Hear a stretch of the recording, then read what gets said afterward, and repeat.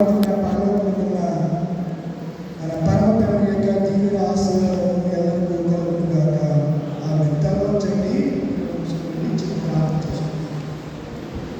పరిశుద్ధిగా పరిశుద్ధినాన్ని ఆదరణ దినాన్ని పంపించారు. ఈ దినమందు ఆయన మీరు మాతో మాట్లాడడానికి ఇష్టపడుతున్నారు.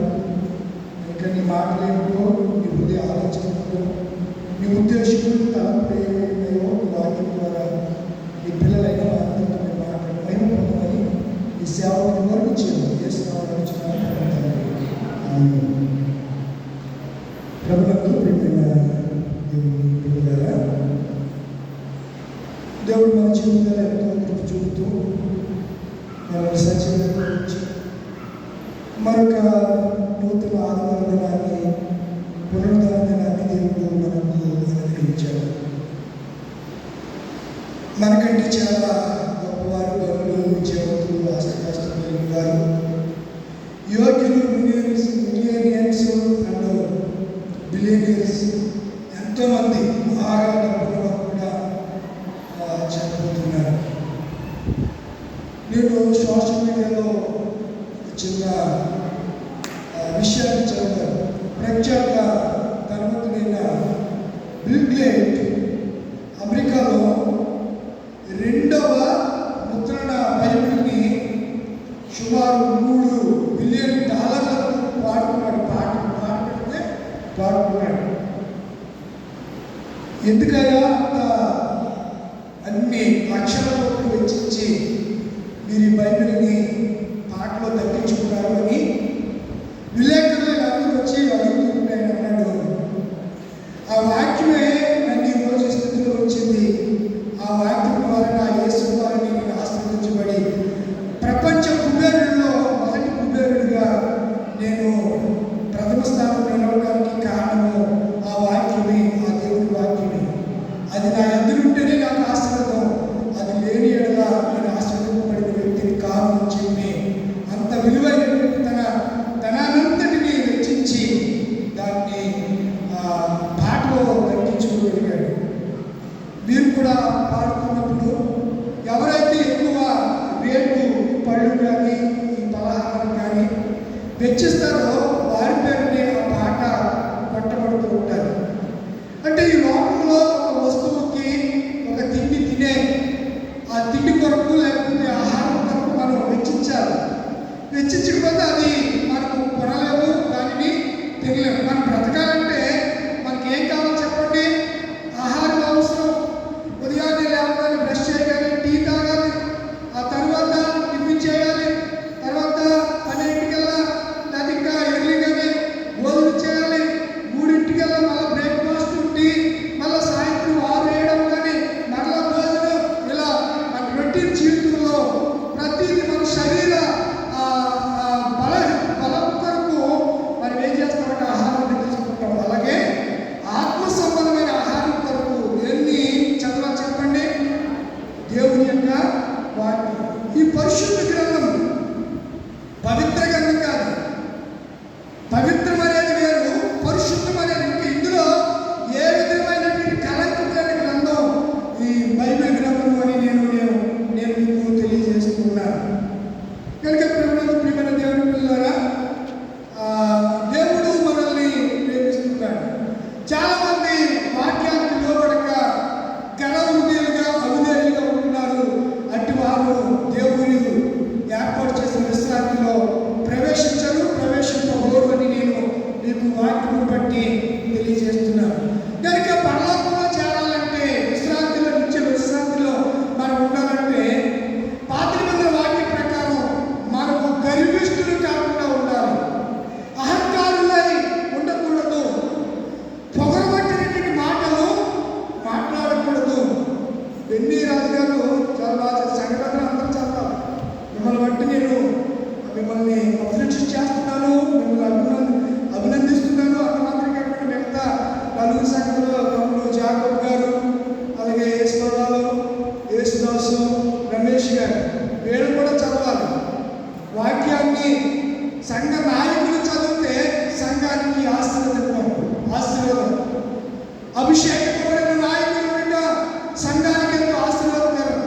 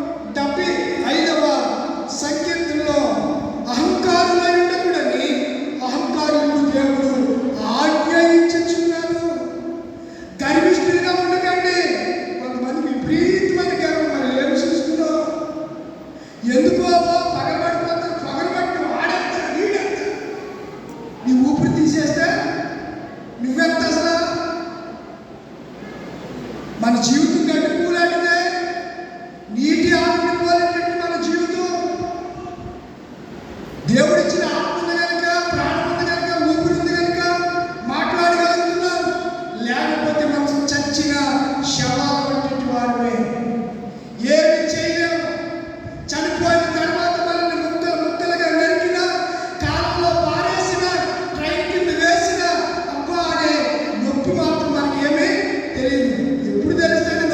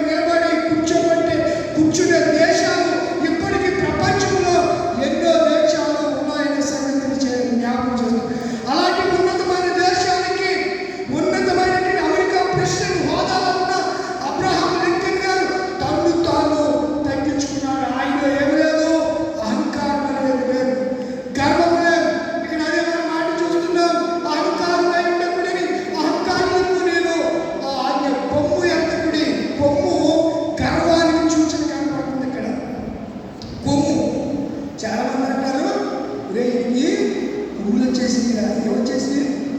కొమ్ములు వచ్చినాయా?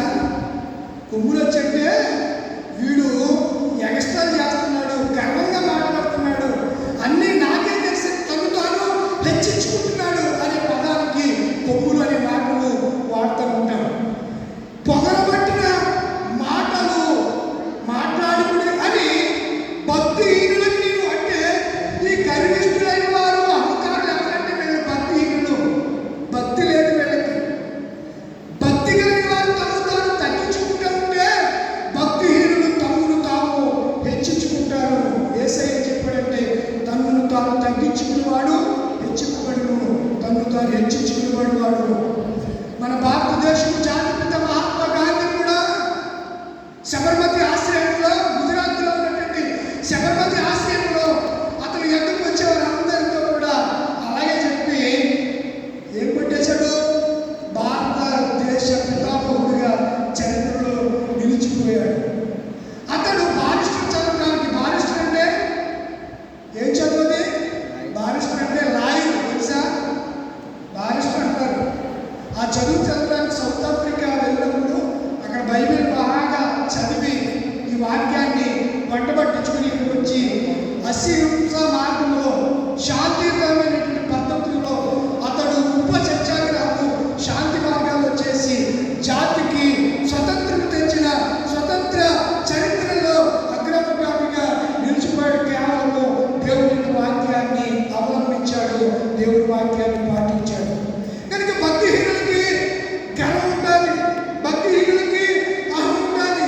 కొమ్ములు ఎత్తి మాట్లాడతారు, పొగరబట్టిన మాటలు మాట్లాడతారు. పిల్లరా, ఇక్కడ అంటున్నాడు కదా, అట్టి వారికి దేవుడే తీర్పు తీర్చును. ఆయన ఒకరిని ఏడవచ్చును, ఆయన ఒకరిని తగ్గించిన, ఒకరిని హెచ్చించుకునే మాటలు మాట్లాడుతున్నాడు దేవుడు. 94వ కీర్తన 4వ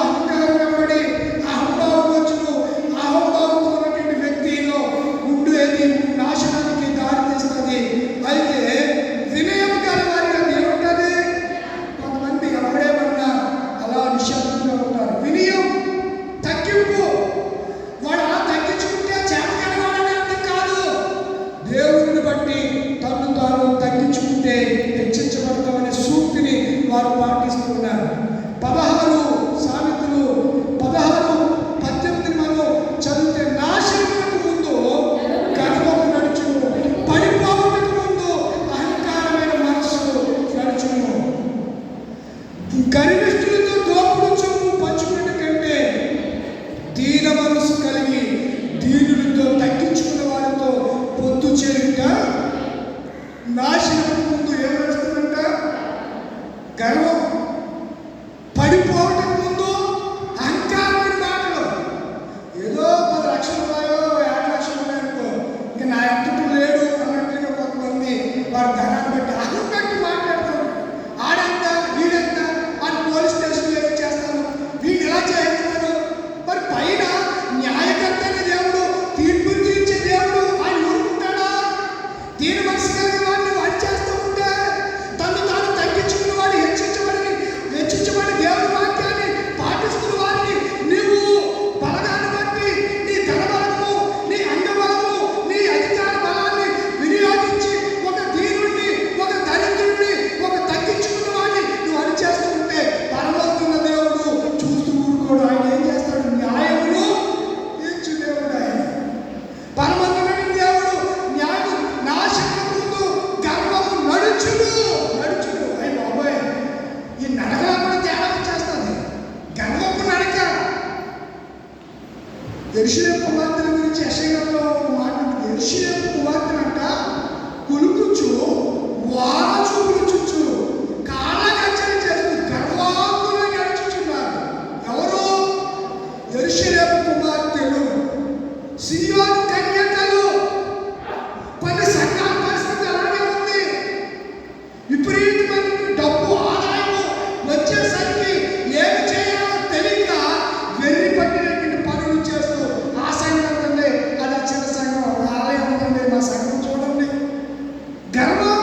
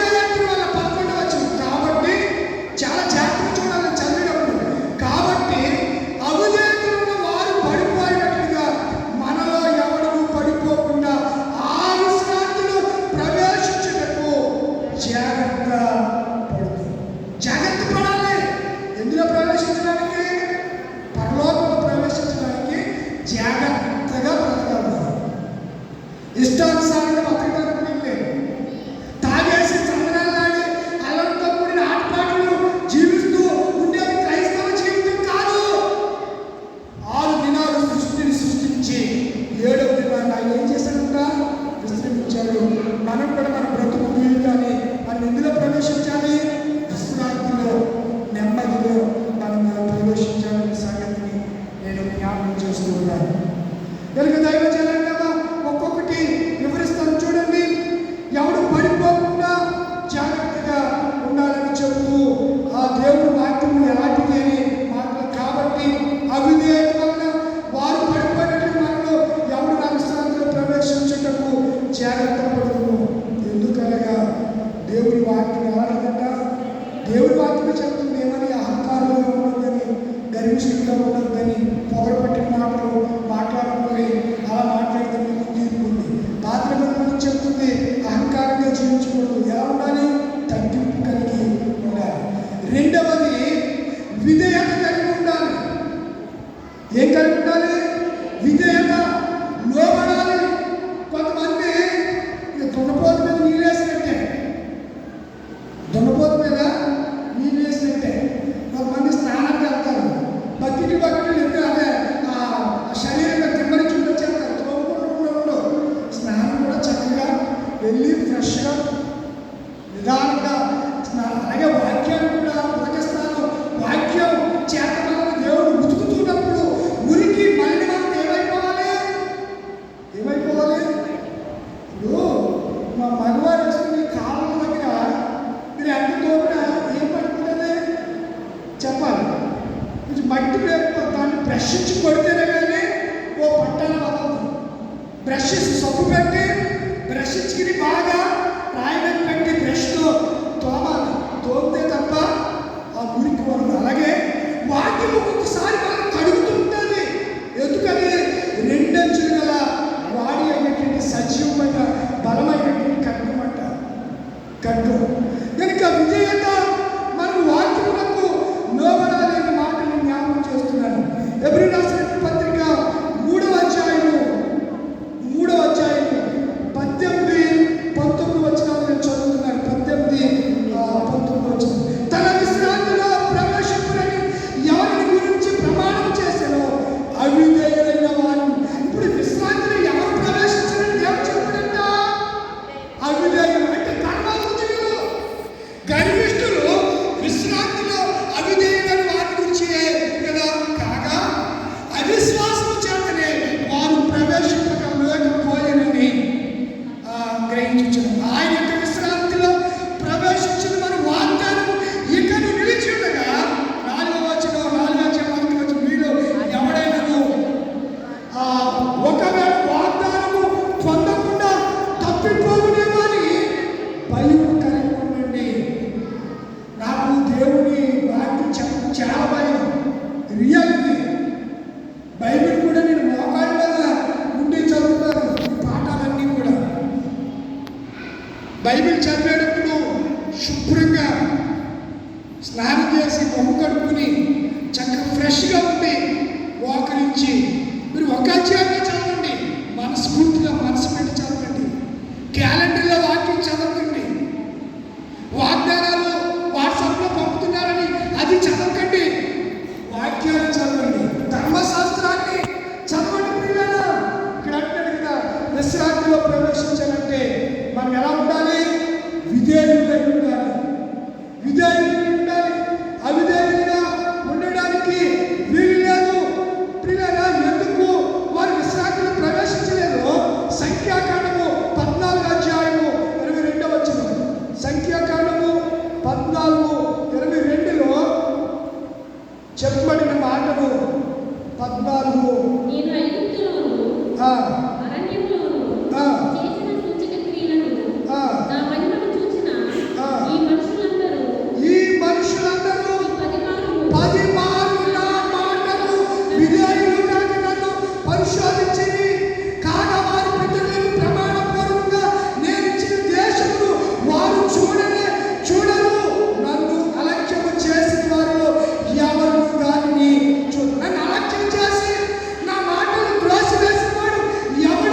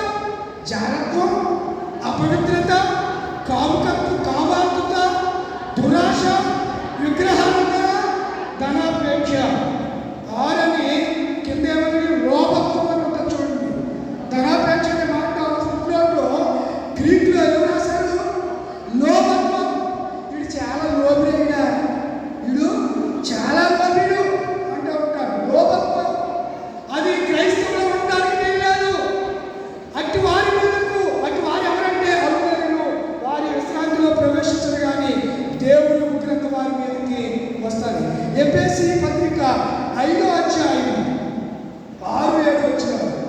5వ అధ్యాయము 6-7 వచ్చినారు.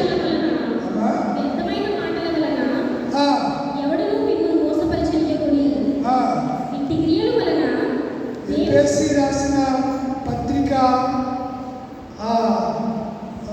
6 వ్యర్థమైన వాటి వలన ఎవడును మిమ్మల్ని మోసపరచుకోకుండా ఇట్టి క్రియల వలన దేవుని ఉగ్రత. అక్కడ 7 అనేసి కింద రాసుకుని చూడండి, చదవాలి. బైబిల్ అంటే కథలు కాదు, ఒక మాట చెప్పి 10 సార్లు అల్లినే చెప్పడం కాదు, వాక్యముని ధ్యానించాలి. ఏమంటున్నాడు ఇక్కడ? మూల భాషలో, అసలు భాషలో, అసలు తర్జుమాలో అవిధేయులైన కుమారుడు, విధేయులైన కుమారుడు, అవిధేయులైన కుమారుడు. ఆదాము అవిధేయులైన కుమారుడు, యేసుక్రీస్తు విధేయులైన కుమారుడు. విధేయత కలిగిన కుమారునికి తమ్ముళ్ళుగా ఉన్నటువంటి మనం కుమారులుగా ఉన్నాను. మనం విధేయులైతే మన మీదకి ఏం రాదు, ఉగ్రత రాదు. ఎవరి మీదకి వస్తుంది? అవిధేయుల మీదకే వస్తుందంట. అవిధేయుల మీదకి వచ్చిన కనుక మీరు అట్టి వారితో పాలువారై ఉండకుడి.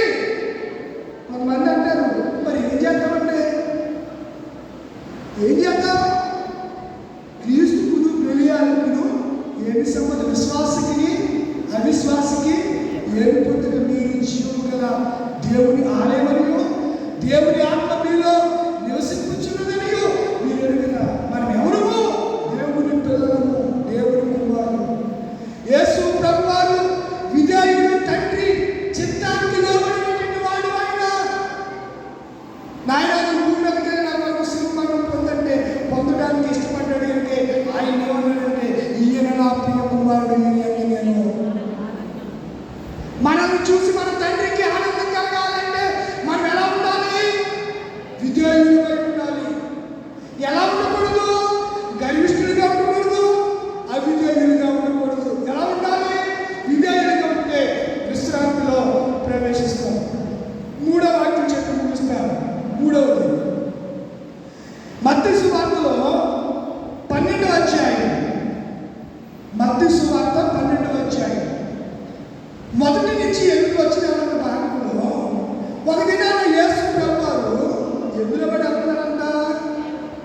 చెప్పగా పంట చేలో పడి వెళుతూ ఉంటే శిష్యులంట ఆకలేసి వెన్నులు దించుకుని తినసాగారు. మనిషితో ఆకలిగా ఇంకా ఆకలి ఎగిపోవడం కూడా చెప్పే. ఒకరికి ఏమో ఆకలి ఎగిపోయిన అరగని చెప్పు, 10 మందికి అరగదు, 10 మందికి అజీర్తి. తిన్న ఆకు జీర్ణ కాదు, గొంతులోకి వస్తూ ఉంటుంది.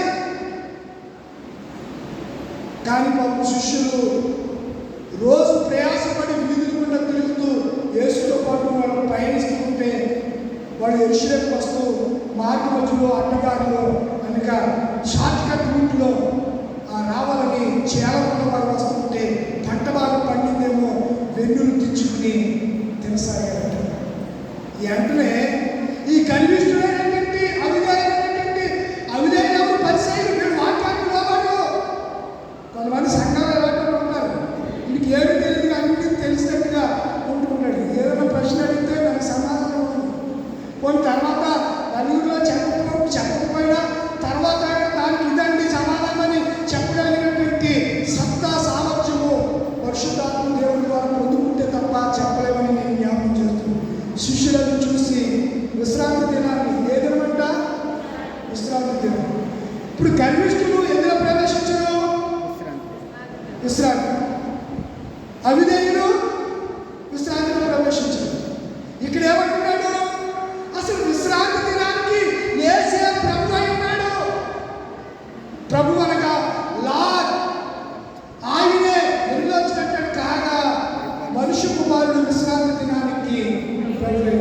సరే, వెన్నులు తిరిచి ఉండగా ఆకులు ఉండగా ఆ శిష్యులు చేర్చున్నారని ఈ పరిశీలించి ఆయన చెప్తే ఆయన చక్కని ఉదాహరణ చెప్తున్నాడు. ఆయన వారితో పరిశీలించి